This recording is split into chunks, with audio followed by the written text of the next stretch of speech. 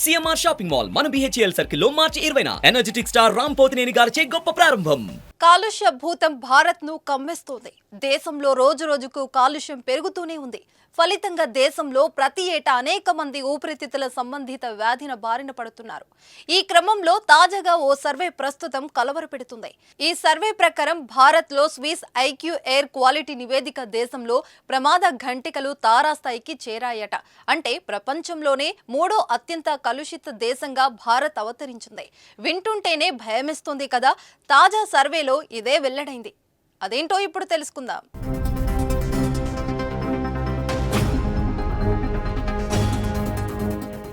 భారతదేశంలో వాయు కాలుష్యం రోజు రోజుకు ఎక్కువ అవుతూ వస్తుంది. స్విస్ ఐక్యూ ఎయిర్ క్వాలిటీ సంస్థ 2023లో ఒక నివేదికను విడుదల చేసింది. ఈ నివేదిక ప్రకారం భారత్ మూడో అతిపెద్ద కాలుష్య దేశంగా నిలిచింది. మొదటి 2 స్థానాల్లో బంగ్లాదేశ్ మరియు పాకిస్తాన్ నిలిచాయి. అధికంగా పెరుగుతున్న వాహనాలు వినియోగం మరియు ఫ్యాక్టరీల నుండి వస్తున్న పొగ వలన వాయు కాలుష్యం అంతకంతకు పెరిగిపోతూ వస్తుంది. స్విస్ సంస్థ నివేదిక ప్రకారం 2023 భారత్ ఎయిర్ క్వాలిటీ ఇండెక్స్ ఒక క్యూబిక్ మీటర్ కు సగటున 92.7 మైక్రోగ్రాములుగా ఉంది.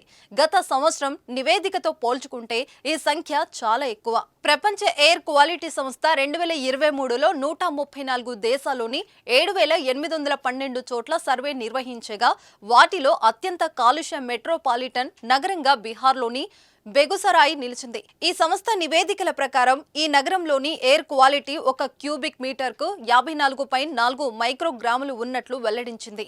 భారతదేశంలో పెరుగుతున్న వాయు కాలుష్యం మనిషి ఆరోగ్యంపై తీవ్ర ప్రభావాన్ని చూపుతుంది.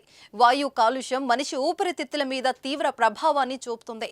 వాయు కాలుష్యం లంగ్ క్యాన్సర్, అస్తమా మొదలైన రోగాలకు దరి తీరుస్తుంది.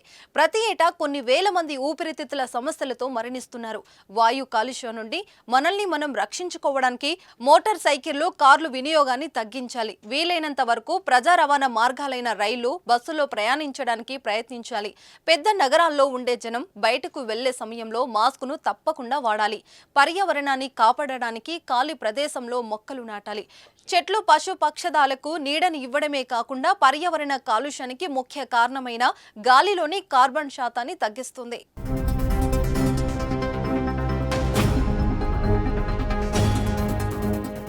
సుమన్ టీవీలో మీ పర్సనల్ అండ్ బిజినెస్ ప్రమోషన్స్ కోసం కింది నెంబర్కి కాంటాక్ట్ చేయండి.